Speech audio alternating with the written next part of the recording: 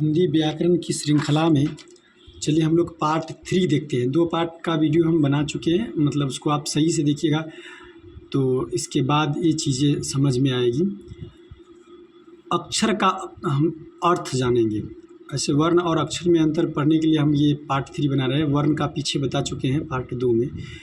तो पहले अब अक्षर का अर्थ क्या क्या हो सकता है, तो जिसका कभी नाश न हो, अर्थात वो अविनाशी है, स्थिर है, ब्रह्म है, परमात्मा है, शिव है, विष्णु है, आत्मा, आकाश, मोक्ष आदि कई अर्थ हो सकते हैं अक्षर का। अक्षर यानी अ प्लस क्षर, अ का मतलब नकारात्मक सेंस नहीं देता है और क्षर का मतलब होता है नष्ट, यानी जो नष्ट नहीं होने वाला हो उसी को अक्षर कहते हैं।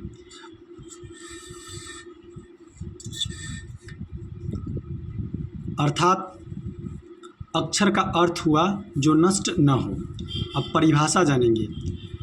भाषा की सबसे छोटी इकाई जो एक ध्वनि या ध्वनि समूह हो और जिसे एक सांस में बोला जा सके, मतलब अक्षर किसे कहेंगे, तो भाषा की वह सबसे छोटी से छोटी मतलब इकाई हो और जिसे एक सांस में बोला जा सके उसे अक्षर कहते हैं। उदाहरण के लिए अ, आ, हर्ष, ई मतलब सारे स्वर वर्ण आ जाएंगे। इसके बाद व्यंजन में जब स्वर की मात्रा लगा के, यानी व्यंजन को स्वर के साथ जब बोला जाएगा तो वह अक्षर में आ जाएगा, जैसे क, आ, फिर ख, खा, ऐसे जितने भी होते हैं सारे के सारे। ऐसे मूल बात हम लोगों को समझना था, वर्ण और अक्षर में अंतर था, दोनों में डिफरेंस क्या है वो जान लीजिए। वर्ण इसका खंड नहीं किया जा सकता, अक्षर इसका खंड किया जा सकता है, क्योंकि इसमें से स्वर को अलग करेंगे, हलंत लगाएंगे तो वर्ण में टूटेगा, खंड किया जा सकता है।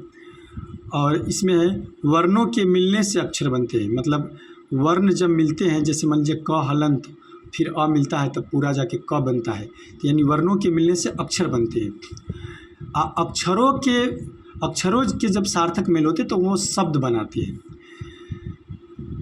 वर्ण के उदाहरण में क हलंत, ख हलंत, ग हलंत, यानी वर्ण में हलंत लगा हुआ रहता है। अगर व्यंजन हो तो उसमें हलंत रहेगा, अक्षर हो तो उसके व्यंजन में हलंत नहीं लगा रहता, यही अंतर होता है। फिर से देख लीजिए, वर्ण में क्या होगा कि वर्ण का खंड नहीं किया जा सकता, अक्षर का खंड किया जा सकता है। वर्ण के मिलने से अक्षर बनेगा, जबकि अक्षर के मिलने से शब्द बनेगा। वर्ण में क्या होगा कि व्यंजन में हलंत लगा रहेगा और अक्षर के व्यंजन में हलंत नहीं लगा रहेगा। ये मूल अंतर, यही दोनों अंतर है वर्ण और अक्षर में। धीरे धीरे इस चीज़ को आप आगे देखते जाइए, पूरे व्याकरण हम करा देंगे। जो भी खास करके 10th और जो 12th के विद्यार्थी हैं उनके लिए तो ये चैनल सब्सक्राइब कर लेने में ही बेहतर है, बाकी समझेंगे आगे धीरे धीरे।